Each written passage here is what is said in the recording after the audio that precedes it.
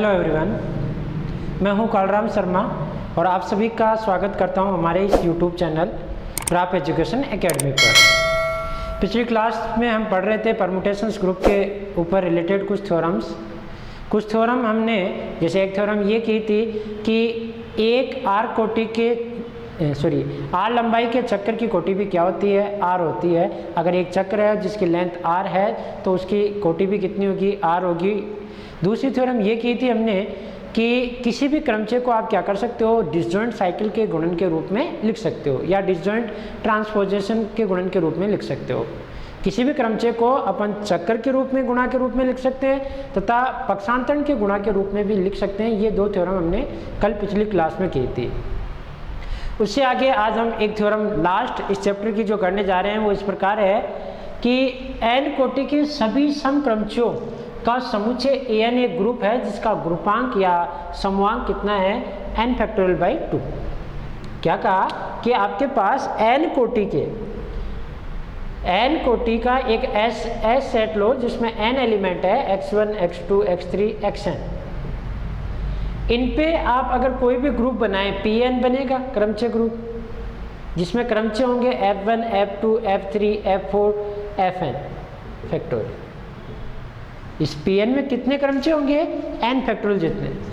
ये क्या सिद्ध करवा रहा है कि सिद्ध कीजिए कि इन Pn के सेट में जो सम क्रमचय है वो भी एक ग्रुप बनाएंगे जिसे क्या कहा जाएगा, an, और जिसकी कोटि क्या होगी, n फैक्टोरियल बाई 2।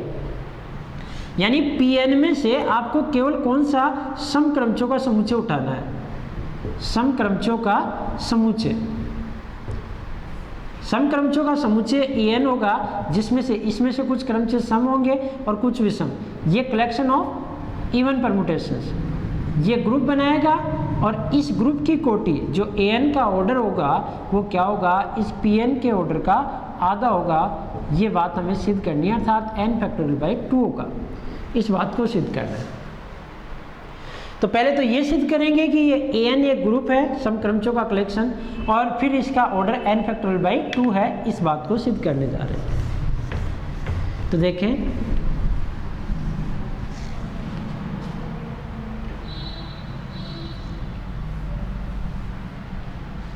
n कोटि के सॉल्यूशन देखो, माना S is equal to x1 x2 x3 dot xn एक n संकेतों का समुच्चय है।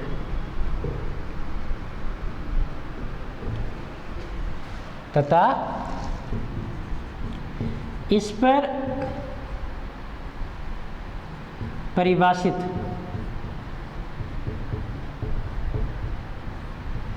क्रमचय ग्रुप Pn है। ये इसका क्रमचय ग्रुप है। अब क्या सिद्ध करना है कि इसमें से जो सम क्रमचय हैं वो क्या बनाएंगे, एक ग्रुप बनाएंगे। साथ ही माना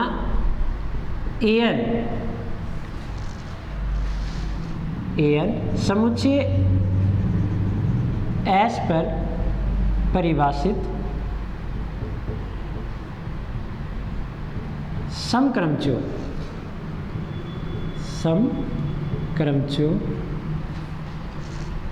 का समुच्चय है। हम ये बात सिद्ध करेंगे कि an क्या है, एक ग्रुप है। अब हम सिद्ध करेंगे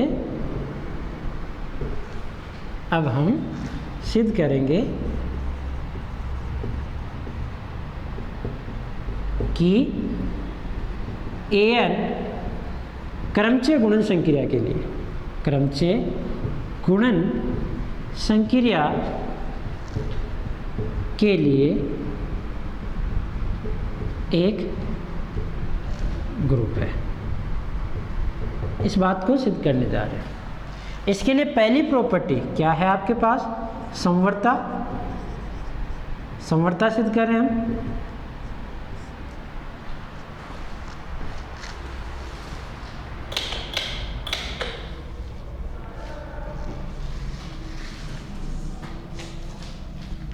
समवर्ता देखो an क्या है, समक्रमचों का समुच्चय, और दो समक्रमचों का गुणन भी क्या होता है, एक समक्रमचय होता है। तो ये बात हम जानते हैं कि दो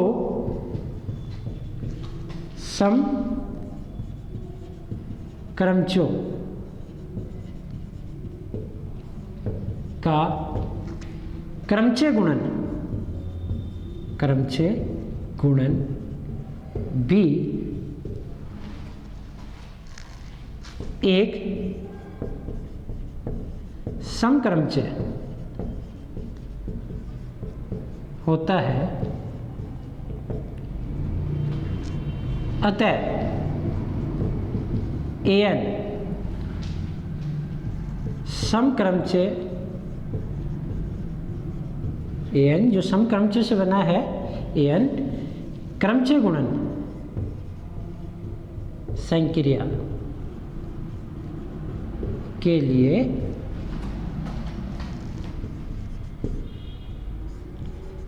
क्या है, समवर्त है। ये बात हम पहले ही सिद्ध कर चुके हैं कि दो समक्रमचों का गुणन भी एक समक्रमचय होता है, और इसका मतलब क्या हुआ कि an भी क्रमचय गुणन संक्रिया के लिए क्या हो गया, क्लोजर हो गया। अर्थात आप an के कोई भी दो क्रमचय उठाएं, उन्हें आप मल्टीप्लाई करें, क्रमचय गुणन संक्रिया लगाएं, अर्थात हो गया गोप या फंक्शंस कंपोजिशन ऑपरेशन लगाएं, रिजल्टेंट जो आपको परम्यूटेशन मिलेगा वो भी क्या मिलेगा, एक इवन परम्यूटेशन। दूसरी प्रॉपर्टी साचर्यता।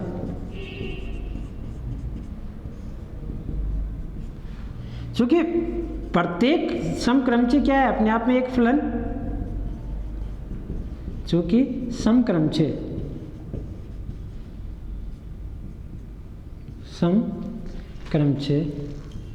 एक फलन होता है,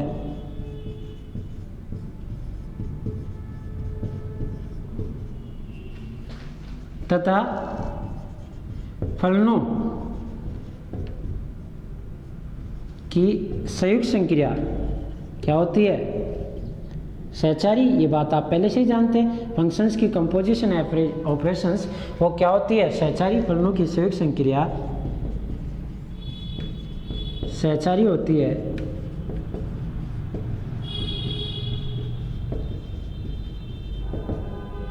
और ऐसा है तो अतः समक्रमचों का समुच्चय, समक्रमचों का समुच्चय क्रमचय गुणन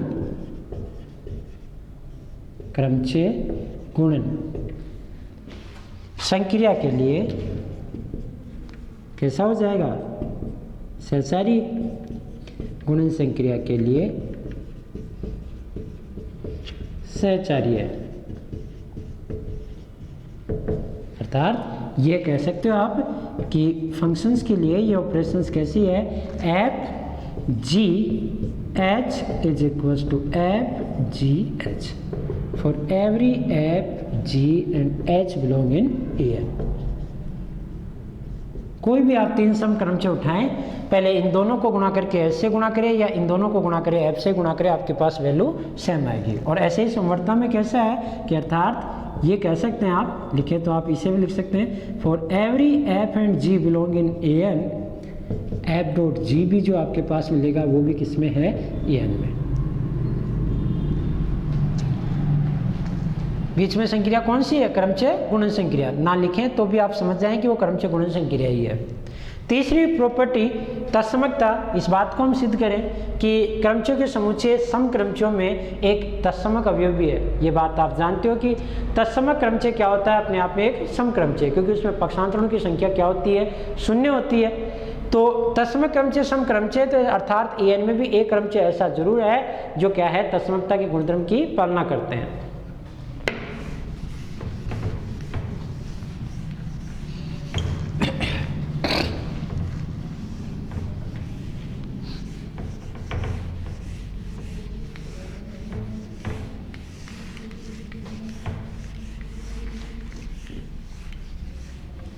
लिख लिया होगा ये। तीसरी प्रॉपर्टी ये सिद्ध करना कि तत्समकता का अस्तित्व है,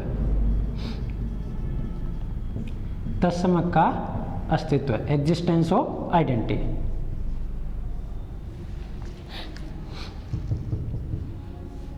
क्योंकि तत्समक क्रमचे, तत्समक क्रमचे एक समक्रमचे होता है, एक समक्रमचे होता है, ये बात आप जानते हैं। अतः सभी समक्रमचों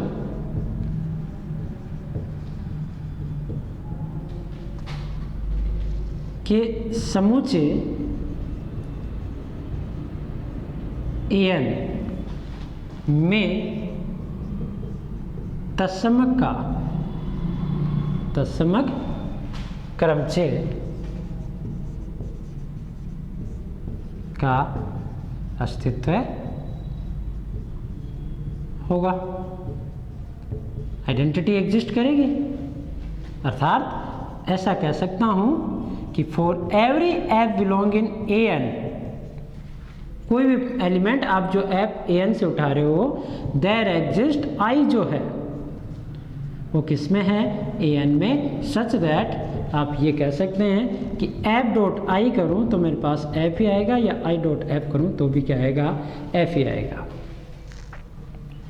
चौथी प्रॉपर्टी किसका, प्रतिलोम का अस्तित्व।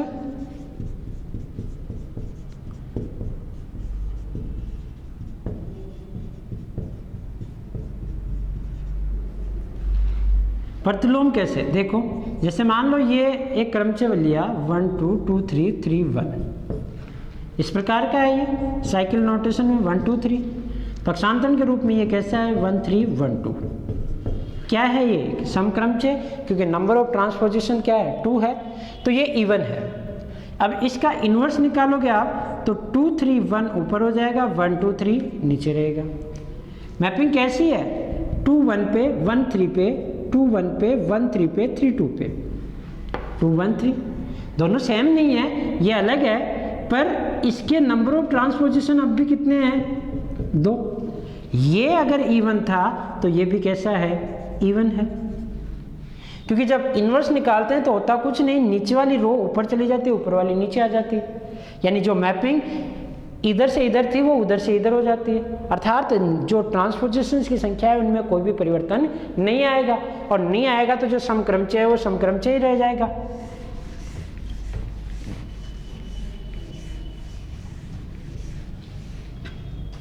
तो क्या लिख सकते हैं, क्योंकि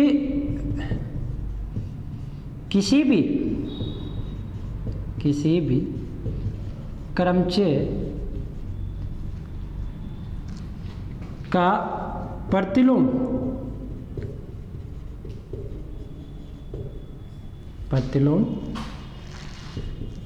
ज्ञात करने पर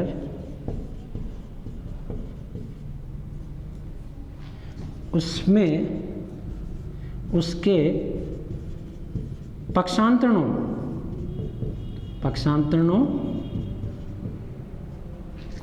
की संख्या पर कोई भी फर्क नहीं पड़ता, संख्या पर कोई भी फर्क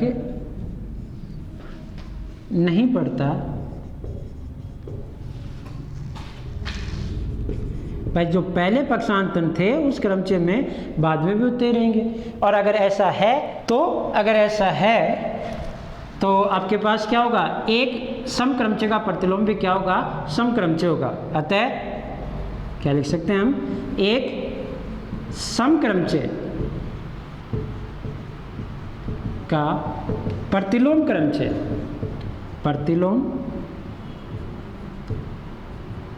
क्रमचय भी एक समक्रमचय होगा,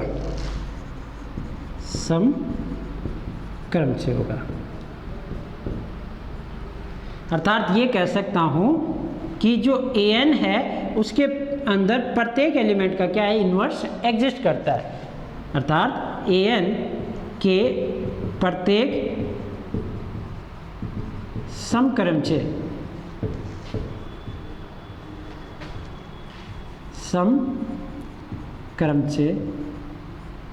का प्रतिलोम भी an में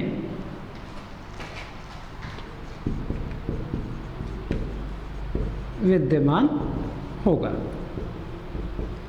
ये कह सकते हैं हम, वह प्रत्येक समक्रमचय का प्रतिलोम भी an में विद्यमान होगा। इसका मतलब क्या हो गया, अतः for every f belong in an there exist f inverse, जो किसमें है, an में, such that f dot f inverse is equals to identity आएगा, या f इनवर्स डॉट f करोगे तो भी क्या आएगा, आइडेंटिटी आएगा। और ऐसा है तो अपन कह सकते हैं, इसका मतलब क्या हो गया, अतः an क्रमचय गुणन संक्रिया के लिए एक ग्रुप है, जिसे क्या कहते हैं, जिसे एकांतर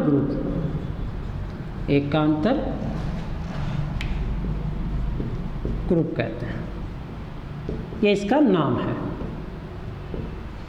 ये आपके पास बात हुई कि कोई भी समक्रमचयों का समुच्चय भी क्या बनाता है, एक ग्रुप बनाता है। इस बात को हमने क्या कर दिया, सिद्ध कर दिया। अब ये सिद्ध करेंगे कि an की जो कोटि है, जिसका समूहांक है, वो कितना है, n factorial by 2। Order of an is n factorial by 2। ये बात हम क्या करने जा रहे हैं, सिद्ध करने जा रहे हैं।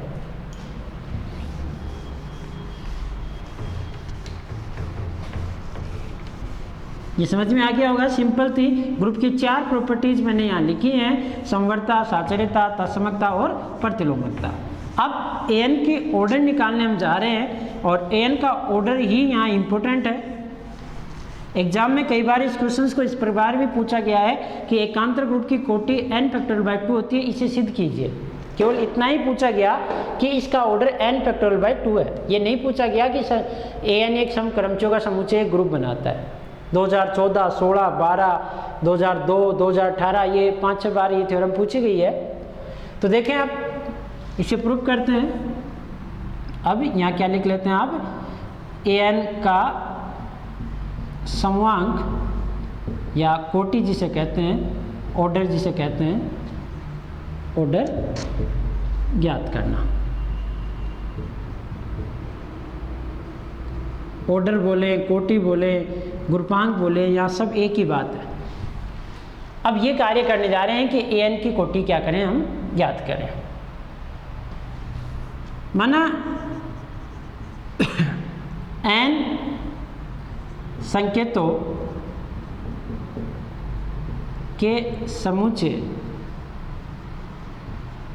आपने जो n संकेतों का समुच्चय बनाया था S, उसमें कैसे थे, S में एलिमेंट n थे, उस पर आपने क्या बनाया था, क्रमचय ग्रुप Pn। तो उस क्रमचय ग्रुप में कुछ क्रमचय सम होंगे और कुछ विषम होंगे। अगर मैं ये सिद्ध कर दूं, आपने क्रमचय ग्रुप बनाया Pn जिसमें कितने एलिमेंट थे, n फैक्टोरियल, इसमें कुछ क्रमचय सम है और कुछ विषम है। माना m क्रमचय सम है और r क्रमचय क्या है, विषम। n क्रमचय आपके पास सम है m, और r क्या है, सम है, एक विषम और एक सम। ये सिद्ध कर दूं, इन दोनों का योग क्या होगा, n फैक्टोरियल। मैं ये सिद्ध कर दूं कि m किसके बराबर है, r के, देन मेरे पास यहाँ क्या हो जाएगा, m और m यानी 2m बराबर n फैक्टोरियल, और then m is equals to क्या हो जाएगा, n फैक्टोरियल बाई 2। m का मतलब, अगर आपने m को विषम क्रमचय माना तो विषम क्रमचय की संख्या n फैक्टोरियल बाई 2 होगी। और ऐसे ही अगर आप इसे r से रिप्लेस करें तो 2r is equals to n factorial, r is equals to n factorial by 2, यानी सम क्रमचय की संख्या भी क्या होगी, n फैक्टोरियल बाई 2। तो मैं ये सिद्ध करने जा रहा हूँ कि Pn के अंदर कुछ क्रमचय सम है, कुछ विषम है, जिनकी संख्या कितनी है, n फैक्टोरियल। आगे ये सिद्ध कर दूंगा ये सम और विषम क्रमचयों की संख्या क्या है, बराबर है। और जैसे ही ये दोनों बराबर करूंगा तो मेरे पास सम क्रमचयों की संख्या कितनी हो जाएगी, n फैक्टोरियल बाई 2। और n फैक्टोरियल बाई 2 सम क्रमचयों की संख्या हो जाएगी, जो तो किस में है, सेट an में, अर्थात जो सेट an जो एकांतर ग्रुप है उसकी कोटि कितनी है, n फैक्टोरियल बाई 2। तो माना n संकेतों के समुच्चय एस पर परिभाषित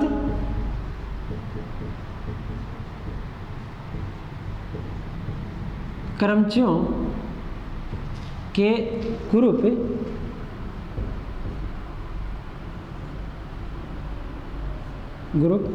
Pn में E1 E2 E3 dot dot En समक्रमचय, ये आपके पास क्या है समक्रमचय, वह O1 O2 O3 dot dot OR विषम क्रमचय है।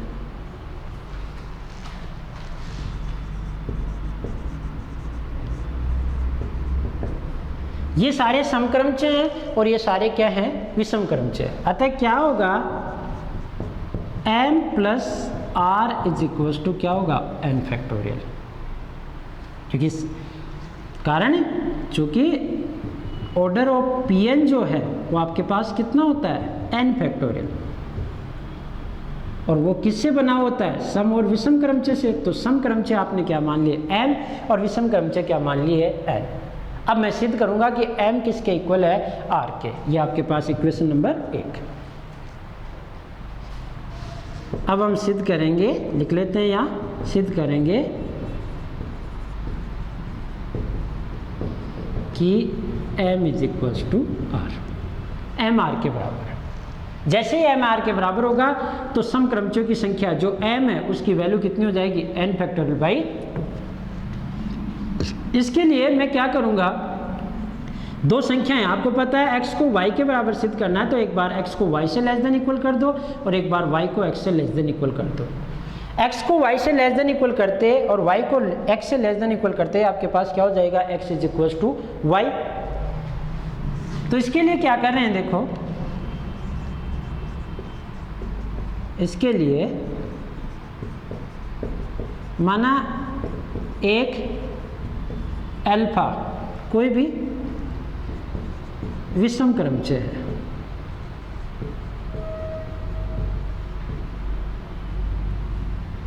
देखो मैं m को r से लेस देन करना चाहता हूं, तो इन सम क्रमचय की जगह मैं विषम क्रमचय m बना दूं तो m क्या हो जाएगा r से लेस देन और विषम को सम बना दूं। तो इसके लिए क्या किया कि एक अल्फा विषम क्रमचय है, तो आपके पास क्या होगा ये विषम है, तो अल्फा गुणा E1 अल्फा गुणा E2 अल्फा गुणा E3 डॉट डॉट अल्फा गुणा EM, ये विषम है और विषम इंटू सम विषम क्रमचय।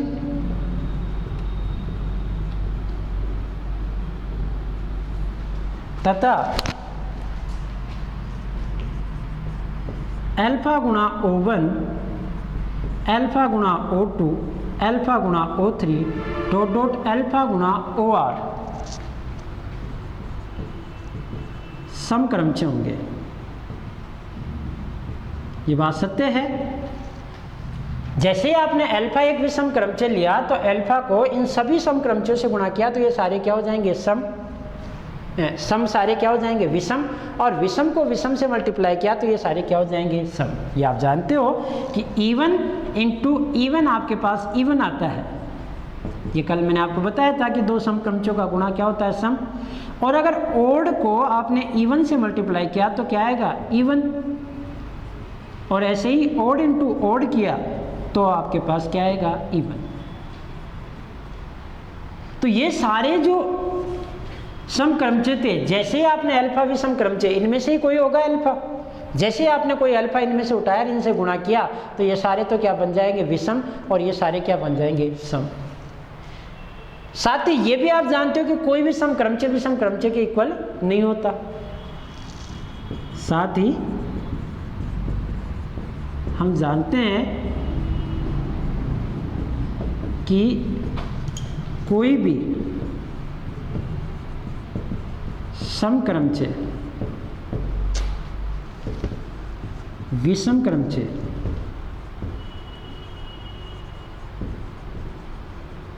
के समान नहीं होता है, सारे अलग अलग होते हैं, एक सम है और एक विषम है। तो इसका मतलब क्या हो गया, अतः ये कह सकता हूँ कि जो मैंने ये अल्फा EIs बनाए, आई मैंने इंडेक्स लिया है, यानी आई का मान 1 से लेकर m तक कुछ भी हो सकता है, वो अल्फा OJ के इक्वल तो नहीं है। जहाँ आई आपके पास कैसा है, आई 1 2 3 डॉट डॉट m, तथा जो J है वो कैसा है 1 2 3 डॉट डॉट r। आई की वैल्यू आपने इसमें से E1 E2 E3 में से कोई सा भी हो, ये कोई सा एक भी एलिमेंट विषम क्रमचय इस सम क्रमचय के इक्वल नहीं है। तो ये आपके पास सारे के सारे अलग अलग है, इसका मतलब ये विषम अलग है, ये सम अलग है, इसमें भी ये सम अलग थे और ये विषम अलग थे। ये आपस में कोई इक्वल नहीं थे, ये आपस में कोई इक्वल नहीं थे। इनमें देखते हैं अब आपस में कोई इक्वल है क्या। अगर ये आपस में इक्वल हो जाए तो मान लो इनकी संख्या क्या हो जाएगी, m से कम हो जाएगी, और m से कम हो जाएगी तो यहाँ दिक्कत आ जाएगी। तो ये सारे अलग अलग हैं, इस बात को भी सिद्ध कर देते हैं। पुनः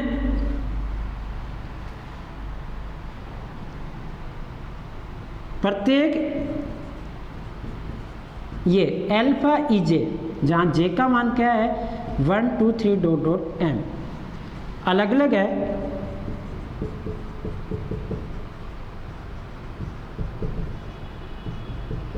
क्योंकि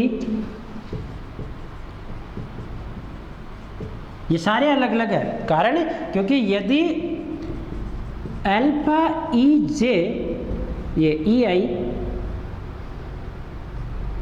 किसी अल्फा ER आपने ले लिया, मैं K दे देता हूँ इसका इंडेक्स, अल्फा K के इक्वल हो जाता है कोई भी अल्फा K जहाँ I K के इक्वल नहीं है, तो ऐसा होते ही आपके पास क्या हो जाएगा EI is equal to EK। यदि अल्फा EI अल्फा EK के इक्वल हो जाता है तो अल्फा कैंसिल आउट हो जाएगा निरसन नियम से, और आपके पास EI किसके इक्वल हो जाएगा EK के। कौन सा नियम लगा दिया आपने यहाँ, निरसन नियम। और ऐसा संभव ही नहीं, क्योंकि ये सारे के सारे ये तो क्या हैं अलग अलग है। दोबारा समझ लेना क्या किया था हमने, ये सिद्ध करना था कि an की कोटि आपके पास n फैक्टोरियल बाई 2 होती है। इसके लिए आपके पास एक समुच्चय S था, इस पे परिभाषित आपके पास क्रमचय ग्रुप क्या है Pn में कुछ क्रमचय सम होंगे कुछ विषम। माना इसके सम क्रमचय क्या है E1 E2 E3 EM, और विषम क्रमचय क्या है O1 O2 O3 और OR, जहां आपके पास m इनकी संख्या r इनकी संख्या और इनका योग क्या होगा n फैक्टोरियल। अब हम ये सिद्ध करते हैं कि m r के इक्वल है, तो आपके पास सम क्रमचयों की संख्या भी n फैक्टोरियल बाई 2 हो जाएगी, विषम क्रमचयों की संख्या भी क्या हो जाएगी n फैक्टोरियल बाई 2। m को r के इक्वल सिद्ध करने के लिए आपको क्या करना पड़ेगा, एक बार m को r से छोटा या बराबर, एक बार r को m से छोटा या बराबर। अर्थात ये सम क्रमचय विषम की जगह ले और ये विषम सम की जगह ले। इन्हें विषम बनाने के लिए हमने क्या किया, एक अल्फा विषम क्रमचय उठाया और उस अल्फा से इन सबको क्या कर दिया गुणा। जैसे ही अल्फा से इन सबको गुणा किया तो विषम इंटू सम ये सारे विषम हो गए, और अल्फा विषम था और उन विषम से गुणा किया तो ये सारे क्या हो गए सम हो गए। कहीं ऐसा ना हो कि गुणा करने से ये सारे क्या हो जाएं इक्वल, तो ये भी हमने चेक कर लिया कि ये हम जानते हैं कि कोई भी सम क्रमचय विषम क्रमचय के इक्वल होता नहीं, अर्थात ये सारे अलग है और ये सारे अलग है। गुणा करने के बाद में ये सारे विषम बन गए और वो सारे सम बन गए, इनमें से कोई भी क्रमचय उसके इक्वल नहीं हुआ और उसका इसके इक्वल नहीं हुआ, अर्थात ये सारे अलग अलग हैं। ये भी देख लिया कि इसके एलिमेंट क्या इक्वल हो गए हैं क्या गुणा करते ही, तो वो भी पॉसिबल नहीं, क्योंकि जैसे ही आपने अल्फा EI को किसी अल्फा EK के इसके किसी एलिमेंट को इसके किसी एलिमेंट के बराबर किया, इसी के जहाँ I और K इक्वल नहीं है इंडेक्स के, I और K की वैल्यू कहाँ से कहाँ तक है, ये 1 2 3 डॉट डॉट कहाँ तक है m तक। ये दोनों इक्वल नहीं है, ये दोनों इक्वल नहीं है, तो आपके पास यहाँ EI EK इक्वल हो जाता है, जो कि पॉसिबल नहीं है, क्योंकि EI और EK तो क्या है अलग अलग है। तो आगे का मैं यहाँ लिख देता हूँ,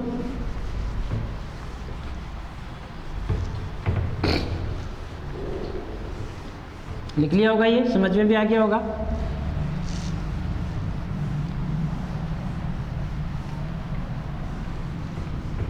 इक्वेशन फर्स्ट को ध्यान रखें आप, ये काम आएगी आपके पास। इसके आगे का लिखें देखो, जो कि संभव नहीं है, क्योंकि E1 E2 E3 dot dot EL सभी अलग अलग अवयव है, अलग अलग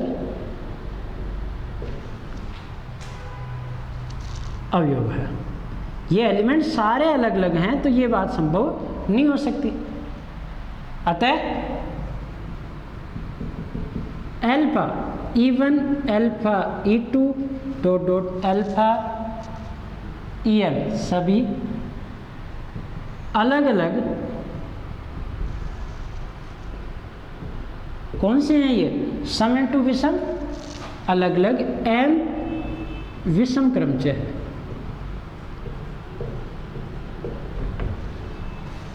सारे के सारे अलग अलग m विषम क्रमचय हैं।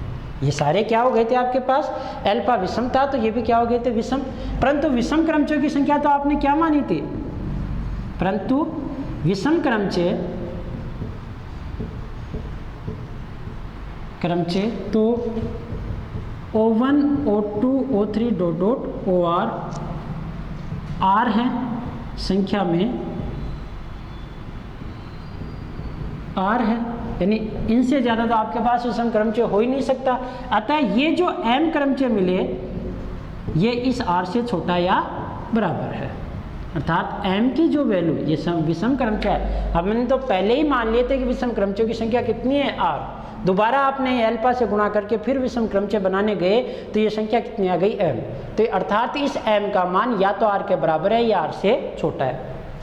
इसी प्रकार आप नेक्स्ट प्रोसेस करेंगे तो मैं ये भी कह सकता हूँ अल्फा o जो भी है j से दिया index is not equal to alpha o l for every j not equal l।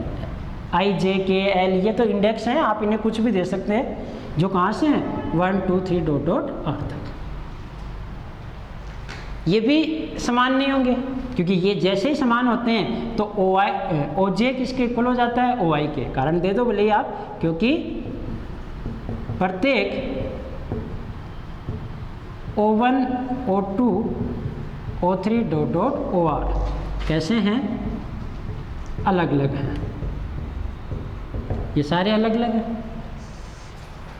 अतः क्या हो गया आपके पास कि alpha O1 alpha O2 dot dot alpha OR R कितने R होंगे और कैसे होंगे? सम। ये तो विषम थे, ये क्या है? सम। सभी अलग अलग कितने? R सम क्रमचय, ये मिला। परंतु सम क्रमचयों की संख्या तो आपने पहले ही कैसे मानी है? परंतु सम क्रमचय तो कैसे हैं आपके पास? E1 E2 E3 dot dot EL और संख्या में कितने हैं? m है, संख्या में m है। इसका मतलब क्या हो गया? आपने जो R सम क्रमचय निकाले वो इस m से क्या है? सम क्रमचयों की संख्या आपके पास यहाँ कितनी है? m है, और जबकि निकाल कितने लिया आपने? R, तो ये R है ना, इस m से क्या है? छोटा या बराबर, अर्थात R is less than equal m। ये समीकरण नंबर 3। दोनों समीकरण से क्या हो गया? समीकरण 2 व 3 से क्या हो जाएगा? m is equal to R, तथा समीकरण 1 से क्या है आपके पास? m plus R is equal to n factorial. अतः क्या हो जाएगा? m plus m is equal to n factorial, और यहाँ से m इज इक्वल टू क्या हो जाएगा? n factorial by 2। चूँकि यहाँ m और r क्या हो गए? बराबर, तो r की जगह भी n लिख दिया और m की वैल्यू क्या हो गई? n factorial by 2। किसका मान है ये? सम क्रमचयों की संख्या, सम क्रमचयों की संख्या। और ऐसा होते ही तो हम कह सकते हैं अतः एकांतर ग्रुप an की कोटि, जिसे आप क्या कहते हो, order of an is equals to क्या है, n फैक्टोरियल बाई, या आप उसे कह सकते हो ऑर्डर ऑफ pn बाई 2 है। ये आपके पास इन समक्रमचों के समुच्चय या ग्रुप, एकांतर ग्रुप जिसे कहते हैं, उसकी कोटि कितनी है, n फैक्टोरियल बाई 2। दोबारा समझ लेना, हमने क्या किया था कि एक क्रमचय ग्रुप Pn लिया था, उसमें कुछ समक्रमचय थे, कुछ विषमक्रमचय। समक्रमचय को क्या माना, E1, E2, E3, En, और विषम को क्या माना, O1, O2, O3, OR। समक्रमचयों की संख्या m, विषमक्रमचयों की संख्या r। यहाँ से क्या मिला कि Pn की कोटि क्या होती है, n फैक्टोरियल, तो m प्लस r का मान क्या होगा, n फैक्टोरियल। अब मैंने अल्फा एक विषम क्रमचय लिया और विषम क्रमचय को इस समक्रमचय और विषम क्रमचय से क्या कर दिया, मल्टीप्लाई। जैसे ही मल्टीप्लाई किया तो विषम इंटू सम ये क्या हो गए, विषम हो गए, और विषम इंटू विषम आपके पास क्या हो गए, सम। और उन संख्या को आपने जो थे वो विषम क्रमचय सम बन गए, सम क्या बन गए, विषम बन गए, और किससे मल्टीप्लाई हो गए, अल्फा। वो सारे अलग अलग हैं संख्या में, ये बात भी हमने सिद्ध कर दी। उसके आगे हमने यहाँ से, ये सभी अलग अलग है, यहाँ से आगे हम देखें तो अल्फा E1, अल्फा E2 और अल्फा EM ये सारे के सारे आपके पास इस विषम से मल्टीप्लाई होते विषम बन गए, और संख्या में सभी अलग अलग, और m विषम क्रमचयों के। परंतु जब पहले शुरुआत की थी तो हमने माना था कि विषम क्रमचयों की संख्या तो कितनी है, 8 से ज़्यादा नहीं हो सकती। अर्थात ये जो m मिला है हमने, वो m या तो r से छोटा है या अधिकतम उसके क्या है, बराबर। m की वैल्यू r से क्या है, लेस देन इक्वल। इसी प्रकार ये सारे जो समक्रमचय बने हैं अल्फा को गुणा करने के बाद में, वो सभी भी क्या है, अलग अलग, जिनकी संख्या कितनी है, ये सारे क्या है, क्योंकि प्रत्येक ये अलग अलग थे तो ये भी क्या हो गए, अलग अलग, इनकी संख्या कितनी है, r। परंतु समक्रमचय तो हमने पहले ही कितने माने, m। अर्थात इन जो मिले हैं अपन को r, वो इस m से क्या होंगे, छोटे या बराबर। इन दोनों समीकरण से m बराबर r हो गया, और m की वैल्यू आपके पास क्या आ गई, n फैक्टोरियल बाई 2। अर्थात समक्रमचयों की संख्या कुल क्रमचयों की संख्या की आधी होती है, जो क्या होती है, एकांतर ग्रुप की कोटि। ये आपके पास चैप्टर 3 कंप्लीट हुआ। चैप्टर 3 की सारी थ्योरम्स और एग्जाम्पल्स मैंने यहाँ कर लिए हैं। कुछ क्वेश्चंस और एग्जाम्पल्स आपको अगर नहीं आए तो आप पूछ सकते हैं। आई होप कि आप सारे एग्जाम्पल और क्वेश्चंस कर लिए होंगे, क्योंकि इसमें कोई टिपिकल नहीं है। नेक्स्ट चैप्टर 4 हम शुरुआत करेंगे कल से। एक एग्जाम्पल और मैं ले लेता हूँ जो पूछा गया है, एग्जाम्पल या क्वेश्चन जो पूछा गया है। देखो एक क्वेश्चन पूछा है कि सिंपल सा क्वेश्चन है, 18वां क्वेश्चन, यदि a is equals to, a आपके पास है 1 2 3 3 2 1 इस प्रकार है, and b is equals to 1 2 3 1 3 2, तो समीकरण then solve the equation ax is equals to b in S3। ये क्वेश्चन है। क्रमचय ग्रुप S3 के अंदर कितने एलिमेंट आएंगे, 6, 3 फैक्टोरियल, जिनमें से 2 एलिमेंट यहाँ दे रखे हैं। उस क्रमचय ग्रुप में इस समीकरण ax is equals to b का आपको क्या निकालना है, सॉल्यूशन। तो सॉल्यूशन देखो सिंपल सा सॉल्यूशन आप जैसे जनरली करते हैं। यहाँ हर इक्वेशन आपके पास क्या है, इक्वेशन है ax is equals to b। आपको निकालना है किसका मान, x का मान निकालने के लिए बोथ साइड a इनवर्स से ऑपरेट करें, तो x इज इक्वल्स टू क्या होगा, a इनवर्स b, ये उधर चला जाएगा। आपको क्या करना है, a का इनवर्स निकालना है, b से मल्टीप्लाई करना है। सिंपल सा क्वेश्चन था। a क्या है, 1 2 3 3 2 1, देन a इनवर्स क्या होगा, ये नीचे वाला ऊपर चला जाएगा, 3 2 1 1 2 3, एंड b आपको दे ही रखा है। सो x इज इक्वल्स टू 3 2 1 1 2 3 और 1 2 3 1 3 2, जो यहाँ है वो यहाँ बना है, 1 3 2 1 के नीचे 3, 3 के नीचे 1, 2 के नीचे 2, 1 2 3 1 3 2, ये कैंसिल आउट हो जाते हैं, बचता क्या है 1 2 3 3 1 2, ये x आया। जिसे आप साइक्लिक नोटेशन में लिखोगे तो कैसा है, 1 की मैप 3 और 3 की मैप 2 और 2 की मैप 1 1 3 2। ये कैसा है साइक्लिक में, 1 की मैप 3, यहाँ लिख देता हूँ, 1 की मैप 3 और 3 की मैप 1 और आइडेंटिटी 1 3 है, ये सिंपल है, 2 2 पे। ये कैसा है, 1 1 पे और 2 3 पे, 3 2 पे, इस प्रकार।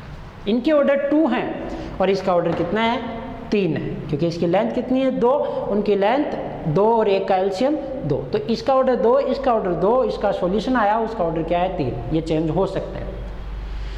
तो ये और ये 1 3 2 इस H3 में बिलोंग भी करता है, आपके पास जो x आया वो इस H3 में बिलोंग भी करेगा, इसी का तो एक एलिमेंट है, क्योंकि इसके एलिमेंटों की कोटि क्या हो सकती है, या तो 1 या 2 या 3 या 6 कोटि का इसमें एक भी एलिमेंट नहीं होता, ये अनाबेली ग्रुप होता है, और 3 कोटि के 2 होते हैं, ये आप कर चुके हैं, 2 कोटि के 3 होते हैं, और एक क्या होता है आइडेंटिटी। इसी प्रकार आपके बुक में ये सारे क्वेश्चन दे रखे हैं, आई थिंक आप सारे कर लिए होंगे, मेरे हिसाब से कोई क्वेश्चन इसमें टिपिकल नहीं था, एक ये पूछा गया था जो मैंने डिस्कस कर लिया, और ये चैप्टर आपके पास 3rd कंप्लीट होता है। और कल तक के लिए आप सभी को धन्यवाद। कल मिलते हैं हम अगली क्लास में फिर चैप्टर 4th के साथ।